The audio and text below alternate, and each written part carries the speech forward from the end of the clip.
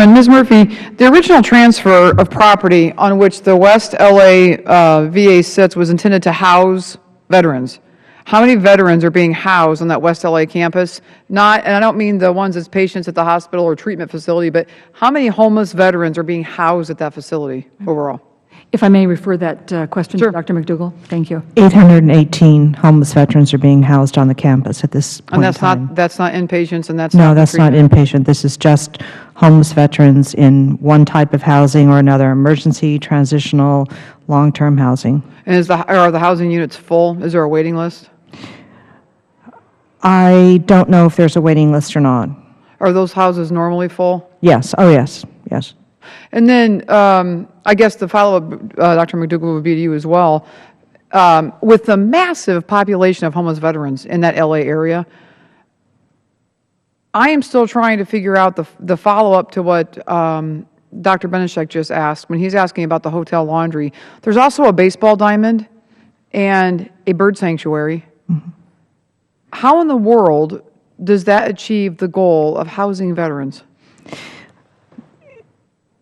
Moving forward, it will be part of the master planning process, and there will be working with any entity that's on campus right now to fully leverage, if they want to stay, to fully leverage their resources to provide direct benefit to the veterans. And I know you're new. I feel sorry that you're new and sitting in a congressional hearing.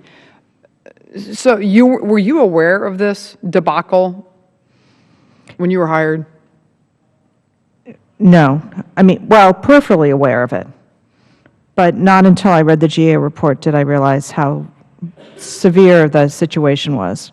And Dr. McDougall, again, I have another question. The former West LA director lived in a 3,500 square foot house provided by the VA on the facility's campus, and I believe other West LA execs lived on that property as well. Is that correct? That's correct. Fair market rental rates of multi-bedroom houses in that area are approximately $10,000 a month. How much did former director Biter pay? $24.50 a month. $24.50 a month. And how much do each of the other facility leaders pay to live on that property?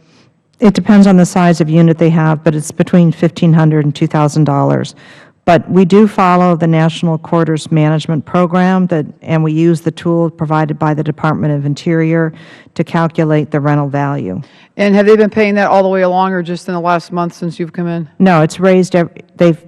It's a biweekly payroll deduction, so we are able to monitor that, and the rent is raised every year or reevaluated every year, and I know that it's being raised in March. That's quite a deal. I'm sure American taxpayers are interested, considering the immense homeless veteran population in and around the LA area, how the very purpose of the property of which that complex sits is to house homeless veterans. Aren't the houses and land VA provides to facility leadership better suited to actually support additional veterans in addition to the 818?